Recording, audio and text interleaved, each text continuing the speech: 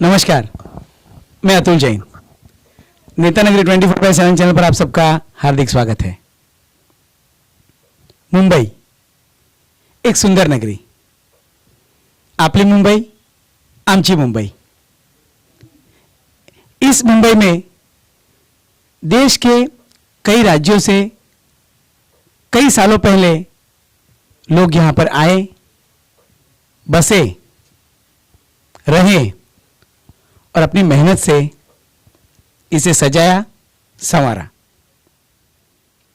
लेकिन कुछ सालों पहले कुछ राजनीतिक दलों की इस मुंबई पर नजर पड़ी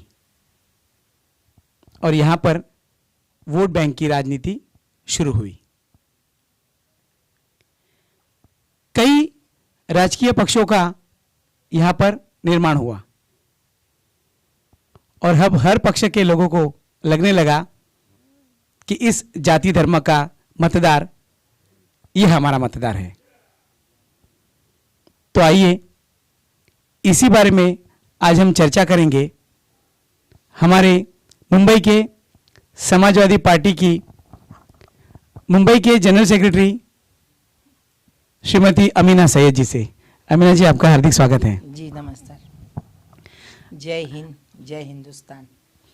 अमीना जी, जी मैं एक खास बात कहूँगा, अमीना जी को भारत से बहुत लगाव है, बहुत प्यार है।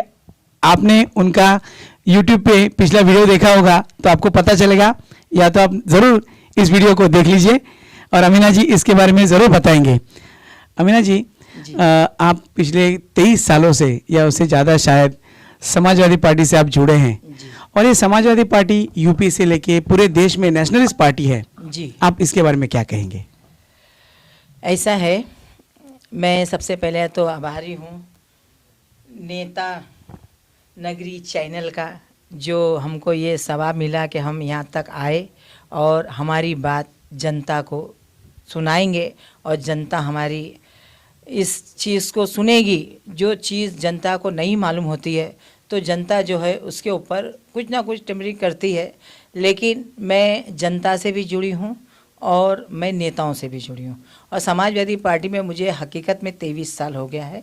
और मुझे समाजवादी पार्टी का मतलब ये है कि एक समाज को लेके चलना, और समाज जो है हिंदुस्तान है और हिंदुस्तान की जनता को लेके चलना ये समाजवादी पार्टी का काम है।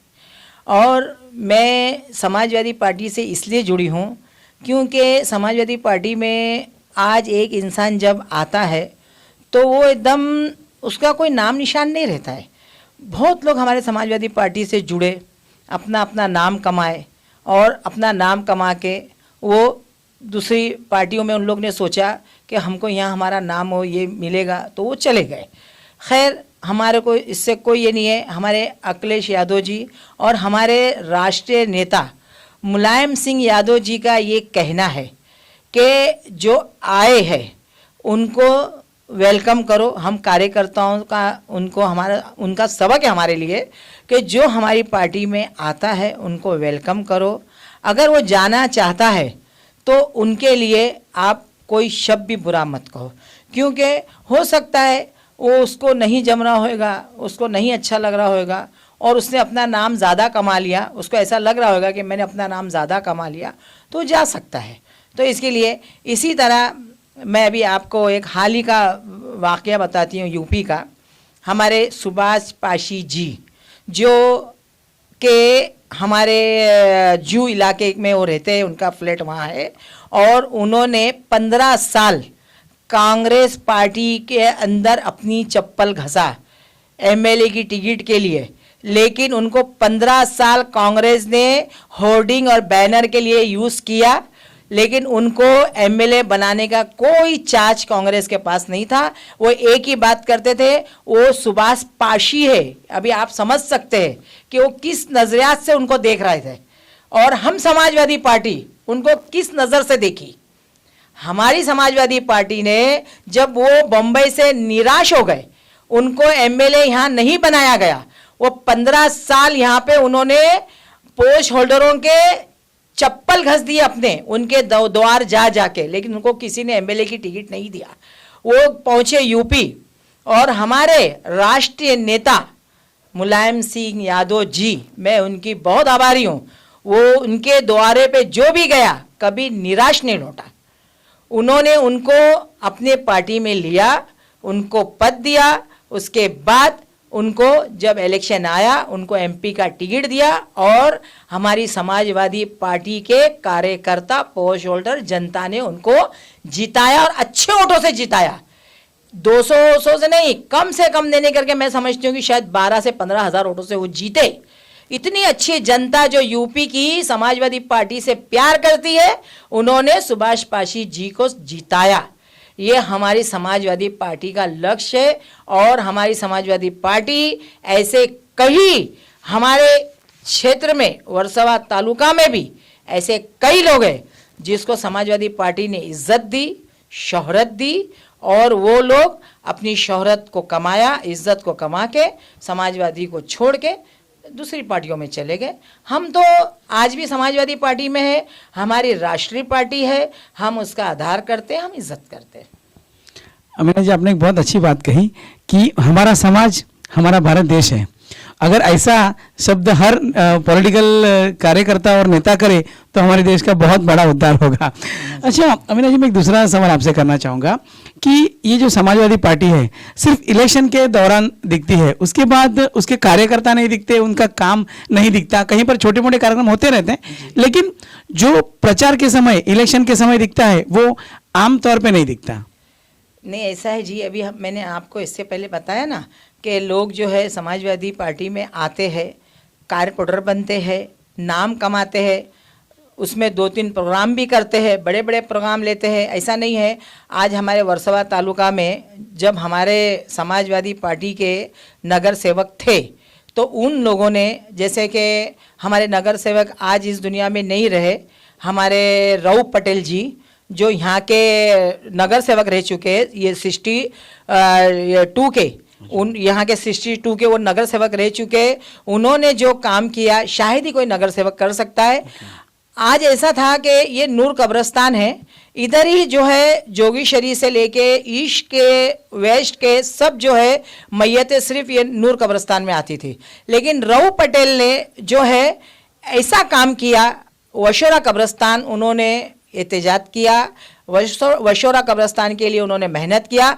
सिर्फ वशोरा कब्रिस्तान के लिए नहीं, उन्होंने शमशान के लिए भी किया। उन्होंने अपना क्रिश्चियन का जो कब्रिस्तान है उसके लिए भी किया। आज हमारा देखो हिंदुस्तान इतना महान है कि आज तुम वशोरा चले जाओ तो वहाँ तुमको हिंदू मुस्लिम साथ में दिखाई देंगे। वहाँ बाजू में पहले शमशान आएगा, फिर कब्रिस्तान आएगा मुसलमान का, फिर है ना क्रिश्चियनों का ये आएगा, चर्च आएगा। चर्च भी है उधर, अंदर चर्च है, बहुत बड़ा चर्च है, बहुत अच्छा बनाया गया है, तो वहाँ चर्च भी आएगा। तो अभी कौन बोलता है कि है ना हिंदू मुसलमान एक नहीं है? एक ना हो तो मुर्दे साथ में कैसे रह रहे? जिंदे तो छोड़ दो, मुर्दे भी तो वहाँ साथ में रह रहे हैं। आज मालोनी चले जाओ, आज हमारे वशोरा चले जाओ, मालोनी कब्रिस्तान चले जाओ, गवंडी चले जाओ, बॉम्बे चले जाओ, हमारा सोनापुर कब्रिस्तान है नारियलवाड़ी, वहाँ चले जाओ। मतलब ऐसे कई कब्रिस्तानों का मैं आपको उदाहरण देती हूँ कि मतलब ये मिलाप बता रही हूँ, ये मिलाप है। तो हमारे जो वर्सोवा तालुका में उस टाइम पे पहले वर्सोवाई तालुका था, अंधेरी तालुका नहीं बना था। कभी की मैं बात बता रही हूँ, आज से मैं 2007 की बात बता रही हूँ। 2002 में जो है वो हमारे नगर सेवक रऊफ पटेल जी जीते थे समाजवादी पार्टी से। वो पहले मुस्लिम लीग के नेता थे, उनका भी कोई वजूद नहीं था, उनको भी कोई पूछता नहीं था। वो कुरला से आए थे और उनको हमने यहाँ पे उस टाइम पे हिंदूमती यहाँ पे नगर सेविका थी और हिंदूमती जो थी वो कुछ काम नहीं कर पा रही थी। हिंदूमती कुछ काम नहीं करने की वजह से हमने जो है इधर से रऊफ पटेल को खड़ा किया। पहले जो है वकारुन निसा खड़ी हुई थी, उसके बाद हमने रऊफ पटेल को यहाँ से खड़ा किया। उसके बाद वार्ड ये हुआ बना, फिर 2 वार्ड हुआ, फिर 3 वार्ड हुआ, फिर 4 वार्ड हुआ। लेकिन पहले यहाँ के वार्ड से हमारे नगर सेवक समाजवादी पार्टी के ही रहे हैं और वो थे रऊफ पटेल। उन्होंने बहुत काम किया, उन्होंने गार्डन का भी काम किया, उन्होंने शोरा कब्रस्तान का काम किया। और रहा आप बोल रहे हैं कि छोटे मोटे कारीगर, तो देखिए ये जो बच्चों का फुटबॉल आता है, मैच आता है, ये सब हमारी समाजवादी पार्टी ने ही इत्तेजाद किया। चंगेज़ मुल्तानी जब समाजवादी पार्टी में थे, चंगेज़ मुल्तानी ने समाजवादी पार्टी के बैनर पे बहुत अच्छे अच्छे काम किए, ऐसा नहीं किया ऐसा नहीं है, उन्होंने भी समाजवादी पार्टी के बैनरों पे बहुत काम किया। उसके बाद 63 से 64 से विजय पाटिल लड़े, विजय पाटिल को 6200 वोट मिला समाजवादी का। उन्होंने भी समाजवादी के बैनर पे बहुत कार्य करे, दवाखाने का शिविर रखे, खून इसका शिविर रखे, फिर उसके बाद बच्चों का फुल ब्लड का रखे, बच्चों को जो है बहुत बड़े बड़े यहाँ इनामात से नवाजा। ऐसा नहीं है। अच्छा, आपने एक बात बोला, अच्छी बात बोला आपने। आप बताइए, समाजवादी पार्टी बहुत मेहनत करती है, उनके पोस्ट होल्डर कार्यकर्ता ये है कि वो लोग उनको देख नहीं पाते हो, एक अलग बात होती है। लेकिन आज आपको मैं गवंडी का उदाहरण देती हूँ। मैं आज से 15 साल पहले की बात बताती हूँ, 16 साल हो गया, 16 साल की बात बताती हूँ। मैं गई थी गवंडी, उस टाइम पे नगर सेवक का एक इलेक्शन था, जब भी अबू हाशिम वहाँ MLA नहीं थे। मैं वहाँ गई, यकीन जानिए आप, मैं वहाँ खड़ी थी पानी के लिए। मैं पानी के लिए 1 घंटे से पानी कर रही थी, कहीं पानी नहीं मिला। एक औरत को मैंने बोला कि आपा ज़रा पानी तो पिला दो। बोले मेरे को, बोली आपा आपको अगर खाना चाहिए तो मैं खाना खिला सकती हूँ, मैं पानी नहीं दे सकती। मैं बोली ऐसा क्यों? बोले हमारे उधर पानी लेने के लिए कोसों दूर जाना पड़ता है, कोसों दूर, और पानी हमको नहीं मिलता है। मैं बोली ऐसी बात है? बोले हाँ ऐसी बात है। हम लोगों ने अबू हाशिम साहब से एक मीटिंग किया, किधर, कुलाबा में। और वो मीटिंग में अबू हाशिम साहब को हमने बोला, अल्लाह ताला ने आपको बहुत नवाजा है और अल्लाह ने आपको बहुत दिया और देगा अल्लाह, लेकिन एक ऐसा टापू है हमारे एक बॉम्बे का, वो है गवंडी। भाई वहाँ पानी नहीं है। बोले आपको कैसा मालूम? अरे मेरी भाई मैं तो 2 दफ़ा वहाँ गई हूँ और पानी के लिए वहाँ परेशान है, क्योंकि जो मेरे पास बोतल थी वो लोगों ने ले लिया और मैंने दे दिया, अब मुझे पानी नहीं मिला। जब प्यासी हूँ तो मैं तो बोलूँगी ना कि भाई पानी की इधर वहाँ इतने, तो मेरी भाई ऐसी सी बात है। भाई ने बोला अच्छी बात है। भाई के दिमाग में वो बात बैठ गई। हम सब औरतों ने मिल के, क्योंकि हमारी मीटिंग थी उधर, हम सब औरतों ने मिल के जब ये बात रखा तो हाशिम भाई के दिमाग में वो बात बैठ गई। हाशिम भाई बोले, और MLA का इलेक्शन को सिर्फ 6 महीना बाकी था। भाई ने बोला अगर आप लोग हमारे लिए उधर आओगे? मैं बोली हाँ वेलकम। मैं जोगीशरी से गवंडी जाती थी इलेक्शन के समय, और वहाँ हम लोग ने मेहनत किया। अल्हम्दुलिल्लाह वहाँ की जनता ने भी साथ दिया। अबू हाशिम साहब पहली मर्तबा जीत गए। पानी का विषय महत्व का। हाँ, और अबू हाशिम साहब ने कसम खाया था वहाँ पे, अगर मैंने आपको पानी लाके नहीं दिया तो मेरे को आप दूसरे इलेक्शन में, मैं जब आपके द्वारे आऊँगा तो आप मुझे वोट ना देते हुए आप लोग मुझे मार के हकाल देना। ये कौन सा साल की बात होगी? ये समझ लो कि 15 साल में, 5-6 के दरमियान। हाँ 6 से लड़े वो, क्योंकि जब आज उनको तीसरा है ना, ये तीसरा इलेक्शन जीता है। 15 साल हो गए। 15 साल हो गया ना। yes. और आज आप देखिए गवंडी में अगर रात को एक सुई गिरती है ना, वो भी बिना वो इसके मिल जाती है। आज वहाँ पे अबू हाशिम साहब ने रोड बनाया, अबू हाशिम साहब ने स्कूलें बनाई, अबू हाशिम साहब ने दवाखाने बनाए, अबू हाशिम साहब ने गार्डन बनाए। और वहाँ के 6 नगर सेवक, 5 नगर सेवक, 6 तो एक तो नागपाड़े पे है, हमारे 6 नगर सेवक है, 5 नगर सेवक है। उन लोगों का खाली आप काम देखिए। हमारी बहन रुखसाना सिद्दीकी जो मुंबई वो है अध्यक्षा है महिला सेल की, हमारी बम्बई अध्यक्षा है रुखसाना सिद्दीकी, वो 36 की वो वहाँ की वो है नगर सेवक है। आप वहाँ का काम देखिए, वो गली गली खुद जाती है, गली गली जाती है, और छोटा छोटा भी काम रहा वो खुद वहाँ खड़े रहती है और खड़े रह के वो काम। मैं अपने इलाके में ऐसा नगर सेवक नहीं देखती हूँ, मेरे वर्सोवा तालुका में मैं ऐसा नगर सेवक नहीं देखती हूँ कि कोई खड़े रह के काम करा रहा है। मैं वो नगर सेविका को देखती हूँ फेसबुक पर, व्हाट्सएप पर, वो बराबर खड़े रह के अपने गलियों का काम कराती है। ये हमारी समाजवादी पार्टी के नगर सेवक है और हमारी समाजवादी पार्टी के कार्यकर्ता है। हमारी समाजवादी पार्टी में क्या है कि जज्बाती लोग हैं, काम करने वाले लोग हैं, उनको नाम की जरूरत नहीं है, उनको काम की जरूरत है, वो काम करते हैं इसलिए उनका काम बोलता है, नाम नहीं, उनको नाम की जरूरत नहीं है। वो हालांकि मालोनी में रहती है, लेकिन देखो अबू हाशिम साहब का काम बोला, मालोनी से महिला को उठा के गवंडी ले गए और वहां वो जीत के आई। बांद्रा में एक डब्बे वाली रेशमा नाम की थी, रेशमा लेवलकर, वो डब्बे बनाती थी बच्चों के, ये जो डब्बे खाने के होते हैं ना, वो डब्बे बालवाड़ी के बनाती थी। उस औरत को हाशिम भाई ने बांद्रा से उठा के लेके गए, गवंडी में उन्होंने उसको जिताया। वो दूसरी पार्टी में चली गई। भाई बोले कोई बात नहीं है, वो गई, उसके जगह पे ही रुखसाना सिद्दीकी को लाके लड़ाए। तो ये हमारी समाजवादी पार्टी का काम है और समाजवादी पार्टी का नाम है। अमीना जी ने सच्ची बहुत बड़ी बात कही। दो विषय पे मैं चर्चा करूंगा। अमीना जी, आपने कहा कि इंसान आज जिंदा है तो जात धर्म को देखता है, लेकिन जब मरता है तो हमारे पास कई ऐसे स्मशान हैं जो हिंदू, मुस्लिम और ईसाई साथ में है।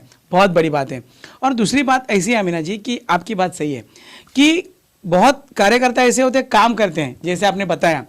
तो आज गोवंडी की जैसे आपने बात बताई, मैं भी बहुत अचंभित हो गया कि एक आमदार और 5 नगर सेवक आपके वहाँ पे है।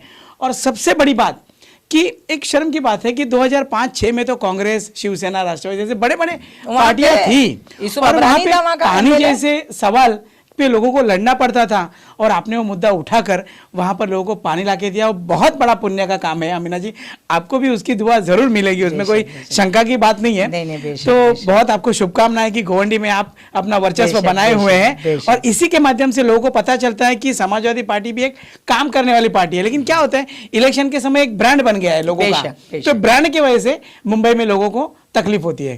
तो बहुत बहुत धन्यवाद। अच्छा अमीना जी, दूसरी बात यह है कि आज मोदी जी केंद्र में है और राज्य में महाविकास आघाड़ी की सरकार है, तो आप जरा किस नज़रिए से देखती है? और केंद्र की सरकार है और महंगाई है, तो जरा आप उसके बारे में थोड़ा सा बताइए। देखो एक बात बताइए आपको, केंद्र की जो सरकार है, जिसमें जैसा ये राष्ट्रवादी है, कांग्रेस है, शिवसेना, ये लोग मिलके जो हमारे मुख्यमंत्री उदय ठाकरे जी है, मैं उनकी बहुत आभारी हूँ, मैं उनको बहुत मानती हूँ, मैं सलूट करती हूँ। इसलिए सलूट करती हूँ कि वो जो हमारे मुख्यमंत्री जी है ना, उदय ठाकरे, बड़े एक सुलझे हुए इंसान है, पढ़े लिखे इंसान है, और है ना वो बहुत जब बात करते हैं तो बहुत अच्छी बात करते हैं, बहुत सोच समझ के बात करते हैं। हाँ, बहुत संयम है उनके अंदर, बहुत ये है शक्तिमान है वो, लेकिन वो ना बहुत दिमाग, क्योंकि देखो आदमी है ना 15 साल पहले अगर उनके डैडी ने क्या किया उनको उससे कोई मतलब नहीं, लेकिन 15 साल के बाद अगर वो मुख्यमंत्री बने और उनका बेटा MP बना है तो जनता उनसे प्यार कर रही है, तभी तो उनको मुख्यमंत्री बनाया गया। जनता उनसे प्यार करी तो उनके बेटा MP बना, हमको कोई टेंशन नहीं। हाँ। लेकिन आज क्या है, उनके ऊपर भी दबाव है, क्योंकि वो केंद्र में बैठे ना, लेकिन सरकार तो ऊपर दूसरी है। तो आज मोदी जी जब है ना जीत के आए थे ना, तो मैं उनकी टीवी बराबर मैं देख रही थी उनको, मैं है ना मोदी जी को 2014 से बराबर फॉलो कर रही हूँ। उनका पहले न्यूज से लेके लास्ट तक का न्यूज मैं देखती हूँ, उनका न्यूज। उनका कहना यह था कि मैं जब जीत के आऊंगा तो सबसे पहला मैं महिलाओं के लिए हर चीज का ये करूंगा, आसानी करूंगा, हर चीज में उनको मेहा करूंगा और उनको कभी तकलीफ नहीं होगी। जैसा उन्होंने एक नारा दिया था, लड़की पढ़ाओ लड़की बचाओ। ना तो लड़की पढ़ पा रही है ना लड़की बच पा रही है, दोनों चीज़ नहीं है। क्योंकि मैं ये देख रही हूँ इन 7 सालों में जितनी लड़कियों का बलात्कार हुआ, हमने ना इस विषय पे हमने एक वीडियो भी शाये की थी मैंने, कि यूट्यूब पे मैंने बोला था कि जब लड़की का बलात्कार होता है और वो लोग को तुम जब अंदर रख के खाना खिलाते हो, उससे बेहतर है कि उसको लाके चौराहे पे या तो पब्लिक के हवाले कर दो या तो तुम लोग ही कोई फैसला कर दो, मारो उसको, मार ही डालो ना, ताकि जब दूसरा देखेगा कि सरकार में ये चीज़ आई है तो दूसरा तो ये काम नहीं करेगा ना। आज कई लड़कियां ये बलात्कार का शिकार हुई है, आप देख लीजिए, नोएडा से लेके दिल्ली से लेके कन्याकुमारी, कश्मीर से लेके हर जगह पे ये चीज़ें हुई है। हम लोग को हम देख के, हम भी एक महिला है, हमको देख के इस बात का बड़ा दुख होता है कि मोदी सरकार में, बीजेपी सरकार में ये बात थी, हम खुश हो गए कि एक नए हमारे प्रधानमंत्री आ रहे हैं, हम उनका स्वागत करते हैं और हमने उनका स्वागत किया उनका स्वागत, ऐसा नहीं है कि नहीं किया। मोदी जी के घर में बच्चे नहीं हैं, मोदी जी की बीवी नहीं है, मोदी जी को घर के गृहस्थी के बारे में मालूम नहीं है, लेकिन एक औरत जब घर लेके चलती है तो उसके घर गृहस्थी के ऊपर कैसा 2016 में जब मोदी जी ने नवंबर की 8 तारीख को 8:30 बजे ये ऐलान कर दिया कि पैसा बंदी का, नोटबंदी का ये कर दिया, ऐलान कर दिया, तो वहां औरतें बेहोश हो गई, घरों के अंदर औरतें बेहोश हो गई, क्योंकि उन्होंने कुछ पैसे जमा किए थे अपने बच्चों की शादी के लिए, कुछ पैसे जमा किए थे अपने कारोबार के लिए, क्योंकि किसका शौहर शराबी रहता है, किसका शौहर जुगारी रहता है, किसका शौहर कुछ रहता है, वो तो एक पुरुष ही पुरुष को जान सकता है और महिला महिला को जान सकती है। लेकिन हम ये समझते हैं कि हमारे तिजोरी पे कोई प्रधानमंत्री ने डाका नहीं डाला था, जो डाका हमारे प्रधानमंत्री मोदी जी ने डाला। अगर नोटबंदी करनी थी तो 1 महीना पहले से बता देते, 15 दिन पहले से बता देते, 5 दिन पहले से बता देते, तो कोई व्यवस्था तो होती, कुछ तो करते, लेकिन नहीं हुआ। लेकिन उनका ऐसा कहना था कि अचानक में नोटबंदी की, इसके वजह से ब्लैक मनी जो है उसके ऊपर उनको टारगेट करना था, है ना, करना था ना, ये आपका कहना है। अच्छा, अब मैं आपसे पूछती हूँ, आप बहुत लोगों का ये किए हैं, आप चैनल चला रहे हैं, मेरे को ये बताइए कि आज तक 2016 से लेके 2021 तक कितना पैसा बाहर से हमारे इंडिया में आया, ये बताइए आप। आया बाहर का हमारा ही पैसा हमको ही घुमा घुमा के देंगे तो क्या मतलब है? हमने डाकीना बनाया, वही डाकीना हम लेके जाके मारवाड़ी के पास रख रहे, वहां से पैसा ला रहे, घर में दाल चावल खा रहे। हाँ, आज एक बाटले का भाव 1050 मायने रखता है, 1050, जो जिसके घर में 6 फैमिली है, 7 फैमिली है, बाटला 20 दिन चलता है। कितने दिन चलता है? 20 दिन चलता है। 7 फैमिली 8 फैमिली के बीच में एक बाटला 20 दिन 25 दिन चलता है। अभी आप बताइए, जिसकी पगार अगर 10,000 है तो वो 5,000 भाड़ा देगा, 2,000 लाइट बिल भरेगा, 1,000 का बाटला लेगा और 2,000 में घर चलाएगा? वो नहीं चला सकता है, नहीं चला सकता। इसके लिए आज 6-7 साल में हिंदुस्तान की ये दिशा हो गई कि हमको शर्म आती है, जो हमारे बाहर के मुल्क, जो विदेशी मुल्क हमारे हिंदुस्तान की तारीफ़ करते थे। देखो, मेरे है ना बहुत मिलने जुलने वाले लंदन में भी है, अमेरिका में भी है, ओमान में भी है, दुबई में भी है और सऊदी अरब में भी है। और मेरी बात होती है, ऐसा नहीं है, मैं बाहर वालों से बात इसलिए करती हूँ कि मुझे ना मेरे हिंदुस्तान की तारीफ़ सुननी रहती है, मैं इसलिए बात करती हूँ। मेरे को और कुछ नहीं है, सिर्फ वो यहाँ से गए ले अपने, तो मैं मेरे मुल्क की तारीफ सुनने के लिए मैं उनसे बात करती हूँ। तो वो लोगों का ये कहना था कि आज से जो 8 साल पहले मुल्क की जो दिशा थी 2011-2012 में, वो आज तुम्हारे हिंदुस्तान की दिशा नहीं है। जो चीज़ हमको नहीं मालूम होती है वो चीज़ सबसे पहले उन लोग को मालूम होती है। जो चीज़ यहाँ पे होती है, एक सुई गिरती है, वो हमको नहीं मालूम पड़ता है, वो बाहर मुल्क वालों को मालूम पड़ता है। आज हमारे पैसे की कीमत एकदम गिर गई है। कल जो हमारा पैसा 1.5 रुपया था, आज हमारा पैसा 80 पैसा हो गया, 80 रुपया हो गया। जो पैसे की कीमत कल 1.5 रुपया थी, आज हमारे पैसे की कीमत 80 रुपया है। हम कहाँ जा रहे? हम बहुत पीछे चले गए, हम 25 साल पीछे चले गए। थोड़ा उभर के आए थे, उसके बाद जो है कोरोना आ गया। कोरोना के आड़ में तो और भी ये सब हुई, धांधली हुई। उसके बाद दूसरा लहर आई कोरोना की, फिर तो और धांधली हो गई। अब ये देखो तीसरी लहर का ये चालू है, अब ये तीसरी लहर का चालू है। अब है ना, अल्लाह ही ताला रहम करे इसके ऊपर, और अल्लाह रहम ज़रूर करेगा, क्योंकि इसमें रहने वाले एक अकेले प्रधानमंत्री जी नहीं है, मेरे हिंदू भाई भी है, मेरी हिंदू बहनें भी है, मेरे मुसलमान भाई भी है, मेरी मुसलमान बहनें भी है। और अल्लाह ताला इन सब का रक्षक करे और इन सबको जो है अल्लाह ताला खैर और आफियत से रखे, मेरी ये दुआ है। अमीना जी ने बहुत अच्छी बात कही। अच्छा अमीना जी, आपने मोदी जी का एक पहलू कहा, मैं आपसे दूसरा पहलू जानना चाहूँगा कि जैसे 3 तलाक का विषय है, CAA, NRC, ये सब विषय हुए, जैसा सर्जिकल स्ट्राइक भी हुआ जो आज तक किसी ने नहीं किया था, तो थोड़ा सा उसके बारे में आप किस नज़रिए से आप हमारे प्रधानमंत्री जी को देखते हैं? जी देखिए, प्रधानमंत्री ने जो है ना, ये जो 3 तलाक का विषय निकाला है, इसमें हमारी बहुत मुसलमान बहनें खुश भी हुई है, ऐसा नहीं है। और हमारे जो ये जो 3 तलाक का विषय है ना, ये मोदी जी क्या निकालेंगे, ये हमारे धर्म में भी है, हमारे इस्लाम में भी है। हमारे इस्लाम में पहला तलाक आदमी देता है तो उससे तलाक नहीं होती है, दूसरा भी तलाक देगा तो तलाक नहीं होती। उसके लिए 3-3 महीने का गैप होना चाहिए। हाँ, और 3-3 महीने के गैप में 3 तलाक़ें हो गई 9 महीने में, तो उसकी तलाक मुकम्मल हो गई, वो फिर उसकी तलाक हो जाती। वो 3 तलाक के बीच में अगर पहली तलाक हुई और अगर उसने उसका कफ़ारा होता है, अगर उसने उसका कफ़ारा दे दिया तो उससे वो रुजू हो सकता है। दूसरी तलाक में भी अगर उसने कफ़ारा दे दिया तो वो अपनी बीवी से रुजू हो सकता है। 3 तलाक के बाद हदीस में है कि औरत को घर छोड़ के जाना नहीं चाहिए। वो घर में 3 महीना 10 दिन रह सकती है। इसलिए 3 महीना 10 दिन रह सकती है, हो सकता है वो अगर हमल से हो, उसके शौहर ने उसको तलाक दिया और वो हमल से हो और वो बाहर चली गई, तो वो शौहर बोलेगा ये बच्चा मेरा नहीं है ना, इल्जाम लगता है। इसके वजह से वो इल्जाम के लिए शरीयत में है, हदीस में है कि वो घर में वो 3 महीना 10 दिन रह के उसका खाना खा सकती है। वो अगर वो खाना नहीं खा सकती, अगर वो अपने मैके जा रही है, तो 3 महीना 10 दिन का उसकी खुराकी का पैसा शौहर को देना लाजमी है। रही मोदी जी की बात, मोदी जी ने किए सब बराबर, लेकिन जो मोदी जी ने कानून बनाया शौहरों के लिए कि तलाक देने के बाद 3 साल की सज़ा और कितना उसका जुर्माना है, कुछ जुर्माना भी रखे कुछ। ओके।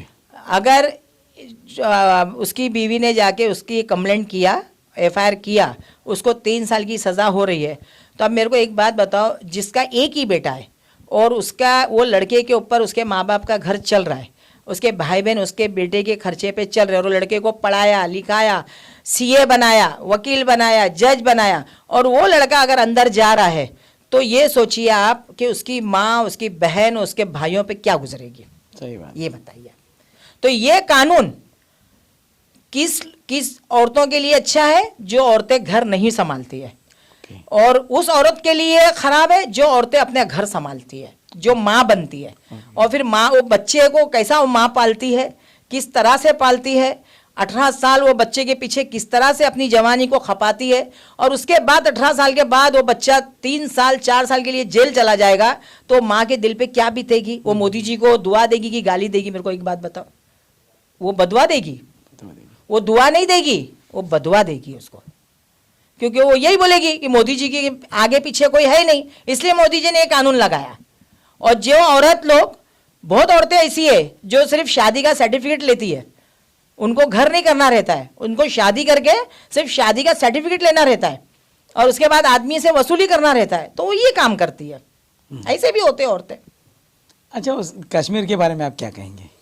पिछले कई सालों से कश्मीर ऐसा प्रॉब्लम में था, आतंकवादी हमले होते थे, लेकिन जब CAA NRC लगने के बाद वहाँ के लोग अभी खुश हैं और हमारे देश का तिरंगा वहाँ लहराने लगा है। आप इसके बारे में क्या कहें? देखो, ऐसा है, मैं खुद भी कश्मीर की रहने वाली हूँ, मैं बारामुल्ला की हूँ। ओके। सोपारा मेरा मुल्क है, बारामुल्ला, और मेरी दादी जो थी वो नागपुर की थी। मैं महाराष्ट्र की भी हूँ, क्योंकि महाराष्ट्र में जो है मेरी दादी मेरे जो है तो यहीं की थे, इसलिए हम लोग की पैदाइश यहीं की है। बम्बई की अंधेरी हमारा जो हॉस्पिटल था वहाँ हमारी पैदाइश है, लेकिन मेरे माता पिता वहीं के थे। हमको बहुत खुशी हुई जो है ना वो 370 का ये कलम हटाया, खुशी हुई। लेकिन ऐसा है कि देखिए, कश्मीर जो है ना एक बेनज़ीर मुल्क है, बहुत खूबसूरत, बहुत हसीन।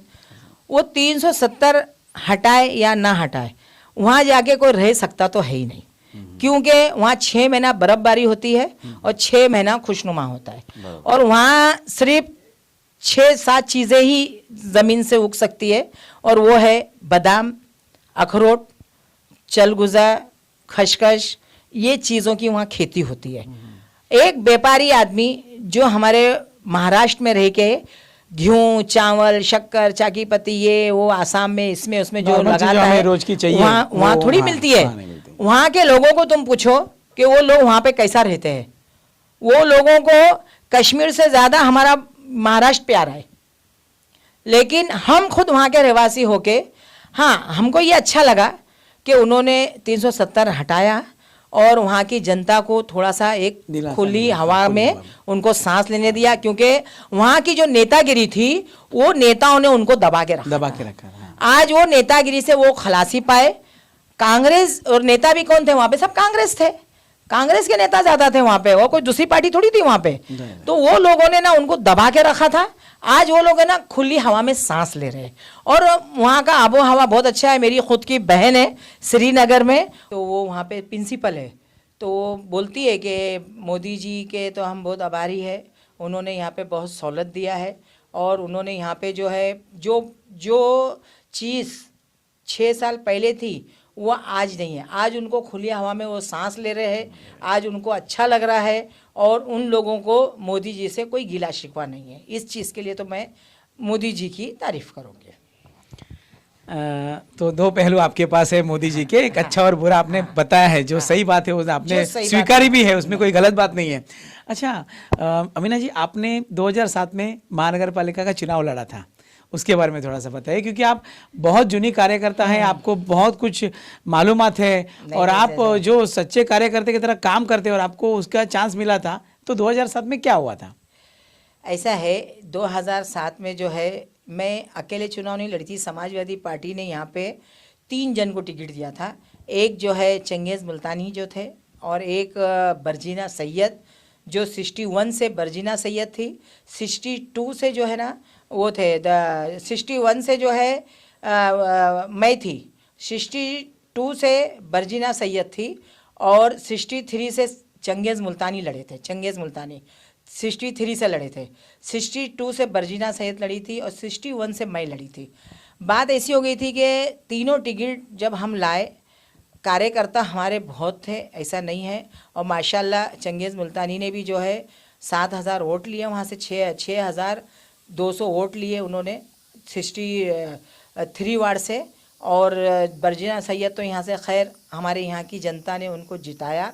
हम यहाँ के 62 के यहाँ की जनता की मैं बहुत आभारी हूँ। यहाँ जो है लोग साथ देते हैं, बहुत अच्छी बात है।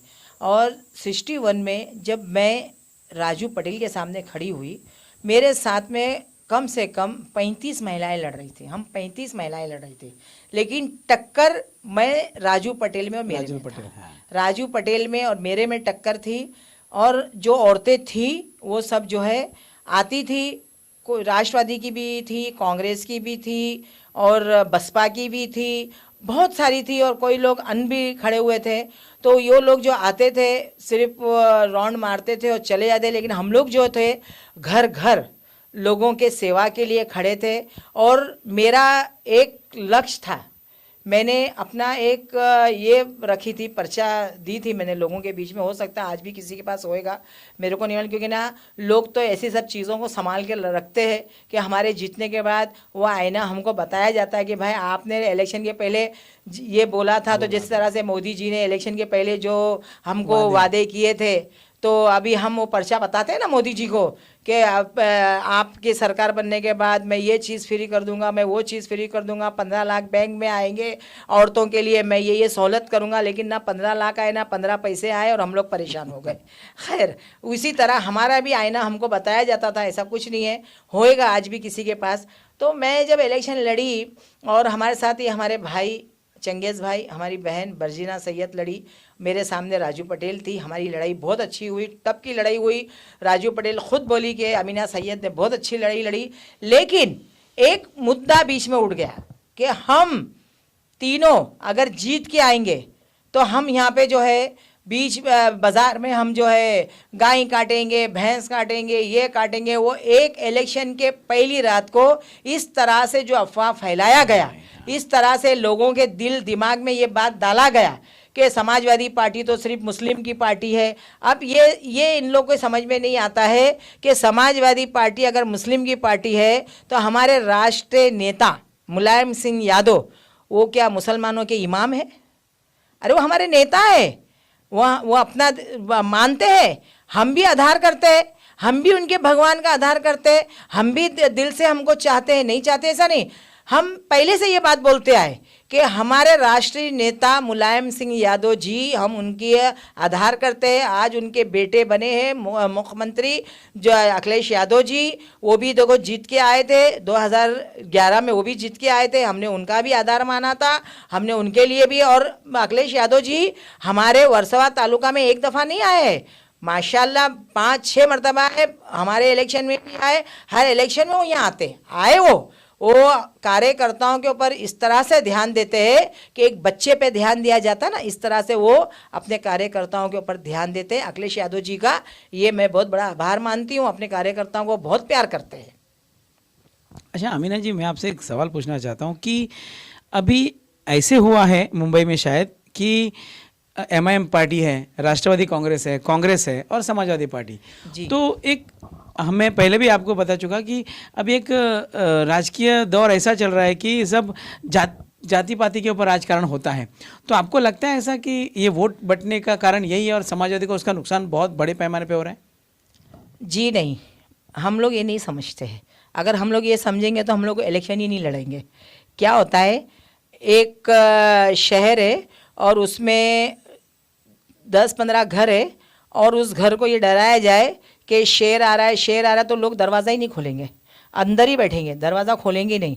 लेकिन अगर वो 10 घर मिल के बाहर आएंगे तो शेर जो है ना 10 घर को मिल के लोगों को देख के भाग जाएगा। तो हम है ना ये ओवैसी को ना तो शेर मानते हैं और ना तो हम गिदड़ मानते हैं, हम तो कुछ भी नहीं मानते इसको। वो वहाँ पे 100 सीटों पे लोगों को खड़ा कर रहा है। पहले आप देख लो, ये जान लो, ये बहुत बहुत मज़े की ये बात है। और किस तरह से वो वोट का बंटवारा कर रहा है वो आप देखिए। और हमारे यूपी के जनता बड़ी अच्छी है, बड़ी सुलझेली है, बड़े तरीके की है। और उन्होंने अगर इस टाइम पे योगी जी को मुख्यमंत्री बनाया तो हो सकता है ये 5 साल हमारे अखिलेश यादव को और कुछ सीखने मिला होगा और उन्होंने कुछ सीखा होगा और इंशाल्लाह सीखे ही है, क्योंकि उनको तो वो विदेश से पढ़ाई पढ़ के आए और उनके पास नॉलेज बहुत है, उनको सीखने का क्या है वो नॉलेज। लेकिन हो सकता है कहीं हमारे अखिलेश जी की कहीं कमी रह गई थी जिसमें योगी जी जीत के आए, लेकिन अब वो कमी भी पूरी हो गई। अल्हम्दुलिल्लाह वो कमी भी पूरी हो गई। जो चीज़ें हमको ऐसी नज़र आई हमने वो चीज़ों को भी भर दिया, सही है ना। अब रहा ओवैसी की बात।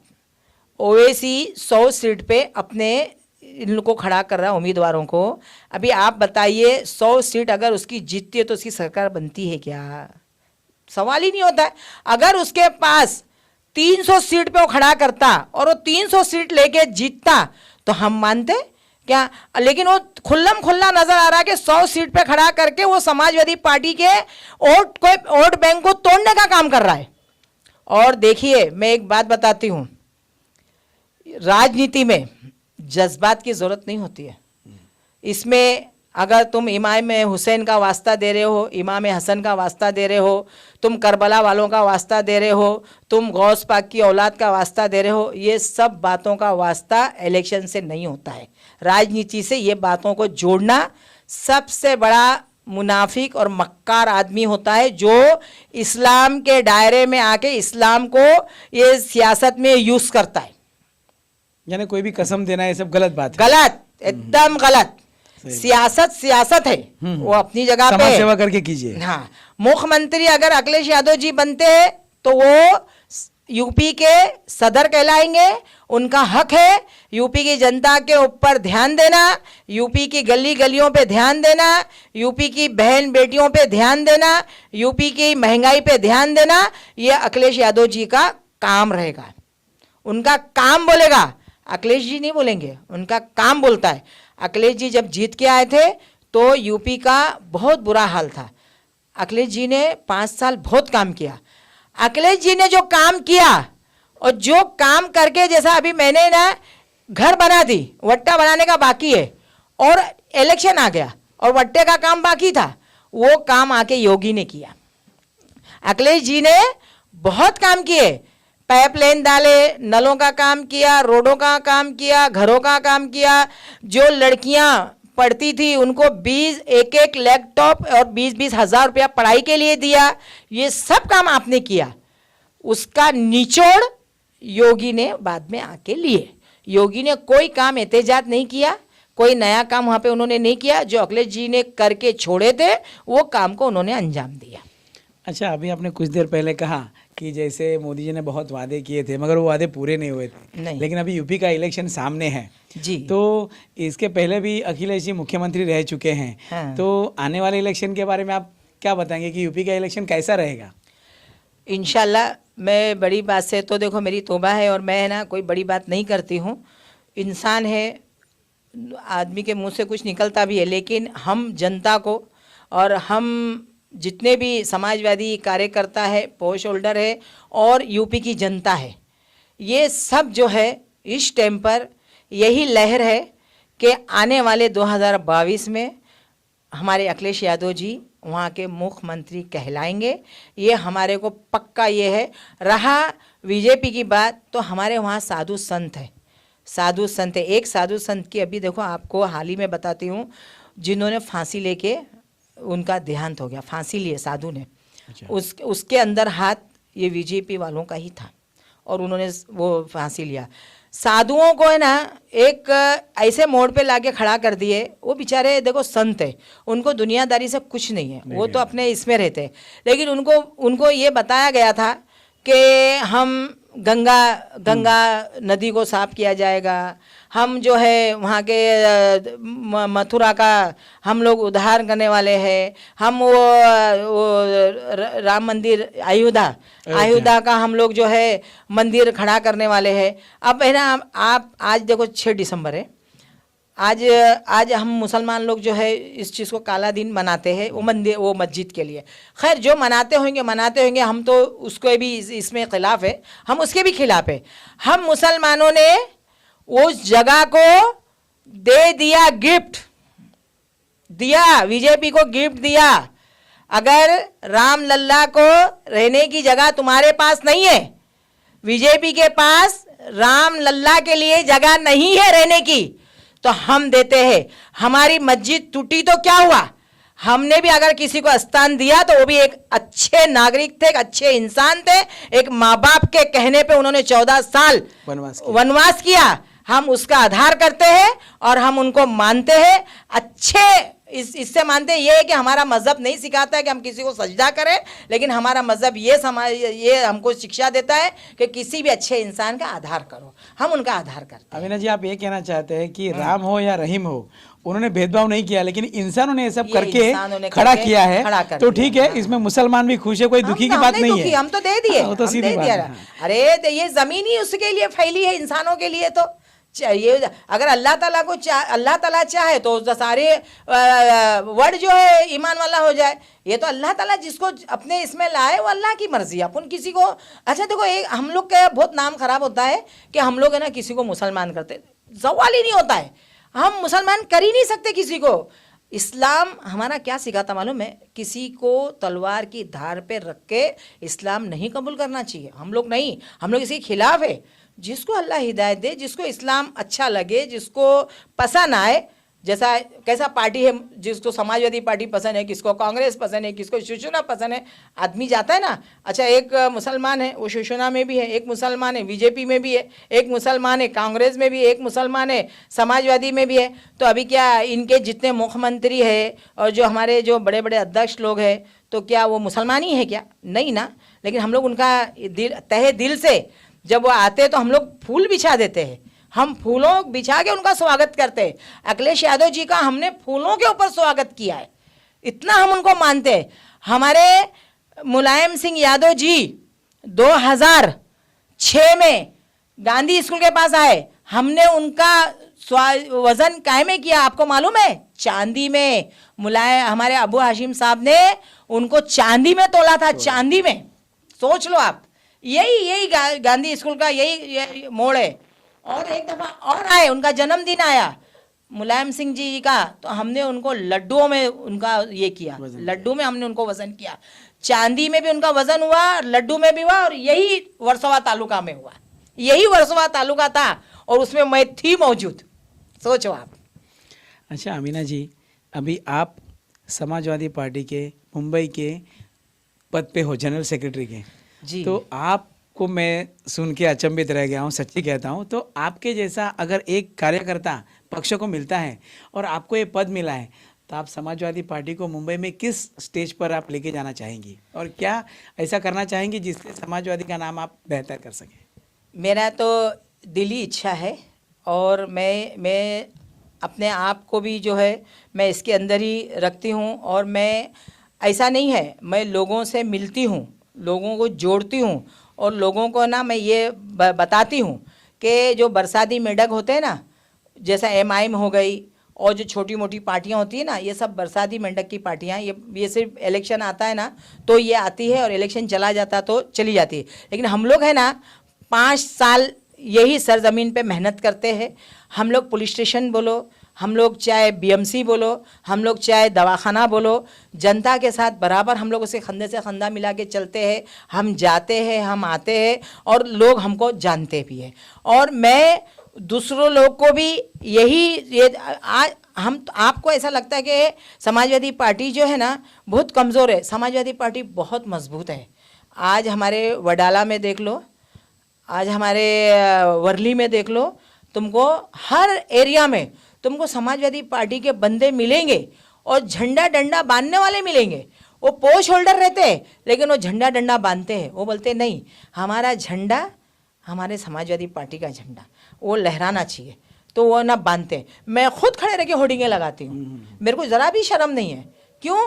कि मेरी पार्टी का नाम आगे जाएगा और मैं अपनी पार्टी का नाम आगे बढ़ना चाहती हूँ। और मैं तो ये चाहूँगी, मैं समाजवादी पार्टी की पोस्ट होल्डर हूँ और मैं तो ये दुआ करूँगी और चाहूँगी कि मेरे आने वाले वक्त में हमारे अखिलेश यादव मुख्यमंत्री क्यों रहे, प्रधानमंत्री बन जाए।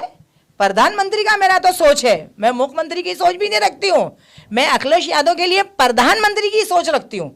अल्लाह ने चाहा तो प्रधानमंत्री भी बन जाएंगे। ये हम सबकी दुआ है उनके लिए, हम उनके लिए दुआ करते हैं। ये हमारी सोच है।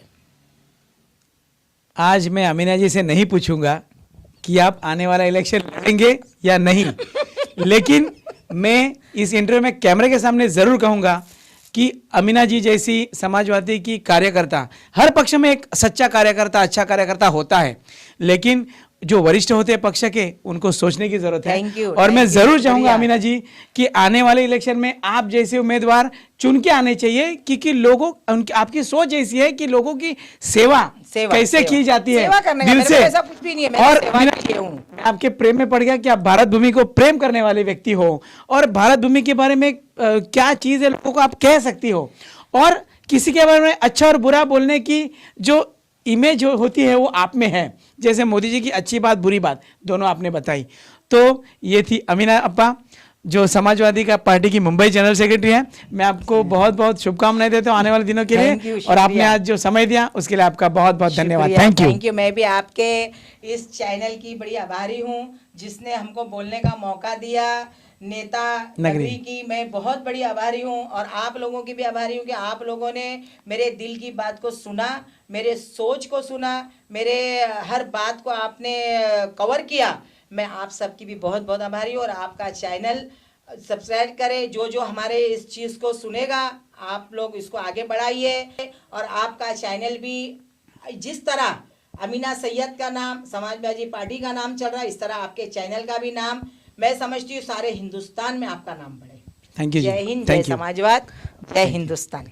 तो मैं अतुल जैन, नेता नगरी 24/7 चैनल से थैंक यू। जय हिंद, जय महाराष्ट्र।